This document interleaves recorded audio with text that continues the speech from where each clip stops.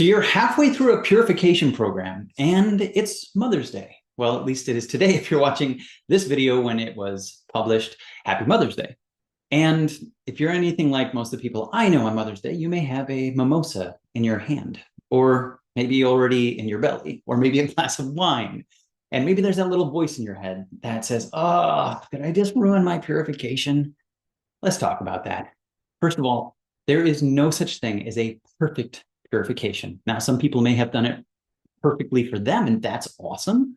But one thing we've learned after guiding thousands of people through this 21-day program is that you have to focus on your wins and leave the rest behind. This is a life hack that I think everybody could do well to practice every day, allowing yourself to think back on the day at the end of the day with all the things that you did right, and just not think about the things you didn't get done, because that doesn't help you at that point. Tomorrow, you can do those things and take your SP cleanse in the morning. So this is the beginning of a new playlist that is designed to support anybody who is brave enough to take on this 21-day challenge that we do 3 times a year. Right now it's May. So in May, we do our focus on getting people's bodies summer ready. So it's a little focused on fat loss. It's focused on a little more keto, healthy keto, lots of carbs, or not lots of carbs, sorry, lots of fiber and vitamin B and magnesium, those things that a lot of people miss in keto, and maybe a little bit of intermittent fasting. But no matter what version of this you decide to do it, we're here to support you in just making better choices. That's the whole goal of this 21 days, is just adding in more things that are contributing to your healing, and maybe eliminating those things that may be contributing to not so much healing in your body. So you do not have to be perfect to make powerful progress. Just remember that. Think about the things that you've done and give yourself just a little bit of grace. This is something everybody could be reminded of, especially grace for ourselves. I mean, it's good to have grace for other people, but I think it's important to remember that we should have grace for ourselves. So if you've made the decision to celebrate this Mother's Day with a mimosa or a meal out or a little indulgence that doesn't fit the plan, then this video is here for you to say, you're still doing the work and you can get back to doing it 100% tomorrow. No big deal. Perfection isn't the goal. Consistency is, and making sure that you're making habits every day that are contributing to your health, and making more of those habits and celebrating those habits for yourself. This one choice does not define your detox, okay?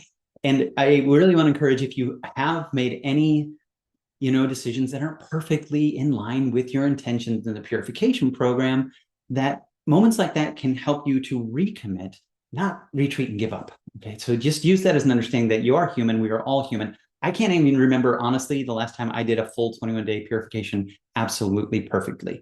So, but the fact that I think I made a lot more choices that were healing me in those 21 days than choices that weren't, I was taking more steps forward and a lot of less steps backward, which is really the goal. It's taking time to really just kind of honor yourself and focus on making sure that you are moving yourself forward.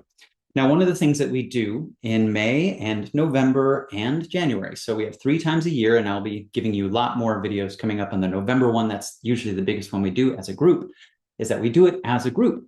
This is so important. It's great to have other people who are going through the same experience. I know that if I've ever committed to doing something by myself, it's so easy to quit because nobody knows I made this commitment and there's nobody there to help support me in it.